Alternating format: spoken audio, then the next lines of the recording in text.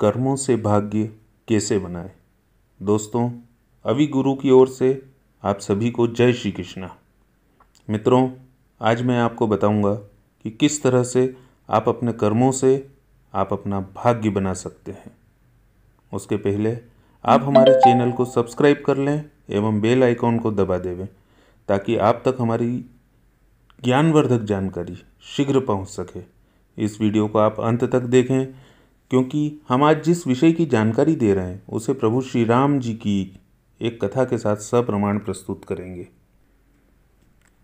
तो मित्रों, हम कभी कभी सोचते हैं कि हम जो कर्म करते हैं, चाहे वो अच्छे हों या बुरे, उनका फल हमें कब मिलता है और कर्मों से भाग्य कैसे बनता है।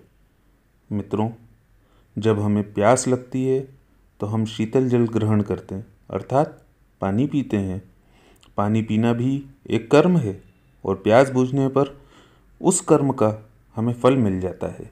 इसी प्रकार भूख लगने पर भोजन करना भी एक कर्म है जिसका फल हमें भूख शांत होने पर मिल जाता है।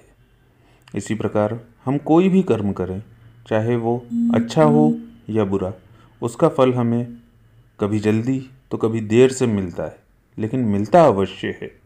जल्दी या देर होना कर्म की प्रकृति या प्रकार पर निर्भर करता है। जिस प्रकार भूख प्यास लगने पर, अन्न जल ग्रहण करने पर उसका फल हमें तुरंत मिल जाता है, उसी प्रकार कई अच्छे और बुरे कर्मों का फल हमें देर सवेर मिलता अवश्य है, चाहे वो इस जन्म में मिले, चाहे वो अगले जन्म में मिले। मित्रों, मृत्यु अटल सत्य है। मृत्यु के पश्चात एक आत्मा को अपने कर्मों के अनुसार पुनः जन्म लेना पड़ता है और पिछले जन्मों के हमारे अच्छे या बुरे कर्मों के आधार पर हमें भाग्य मिलता है। नए शरीर के साथ हमारे नए जन्म के माता पिता, पत्नी, बच्चे, सगे संबंधी, दोस्त उसी भाग्य के अनुसार अर्थात पिछले जन्मों के कर्मों के आधार पर ही मिलते हैं।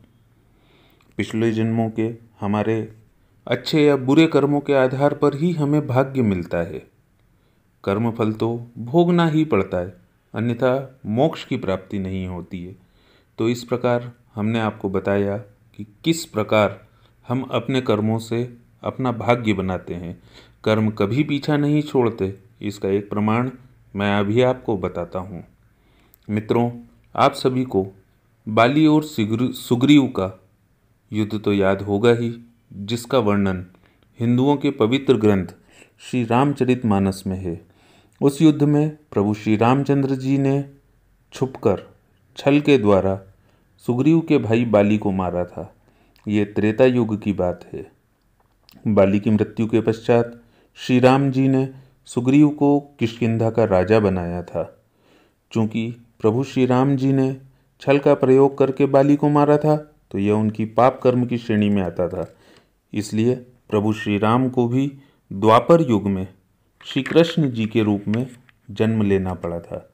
चूंकि प्रभु श्री राम जी ने त्रेता युग में इस पाप कर्म के अतिरिक्त कोई पाप नहीं किया था, अतः श्री कृष्ण जी को द्वारकाधीश बने रहकर ही जीवन यापन करना पड़ा था और किसी प्रकार की कोई विशेष असुविधा नहीं हुई थी। लेकिन मित्रों, आप लोगों में से 90% लोगों को ये भी नहीं मालूम होगा कि भगवान श्री कृष्ण का परलोक गमन किस प्रकार हुआ था। श्री कृष्ण भगवान अपने प्रवास के दौरान एक वन में एक नदी के किनारे बैठकर विश्राम कर रहे थे तो जरा नामक भील के बाण लगने से उनकी मृत्यु हुई थी। आपको आश्चर्य होगा ये जानकर कि वो जरा नामक भील ने द्वापर युग में जन्म लिया था। वो त्रेता युग का बाली ही था जिसका कि प्रभु श्री राम ने छल से वध किया था।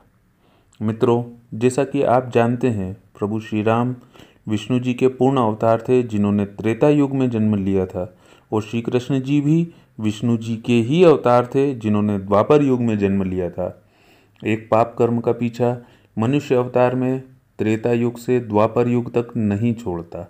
जब भगवान को भी अपना एक पाप कर्म भुगतने के लिए फिर से अवतार लेना पड़ा था तो हम सभी तो मनुष्य हैं, फिर हम इससे कैसे बच सकते हैं।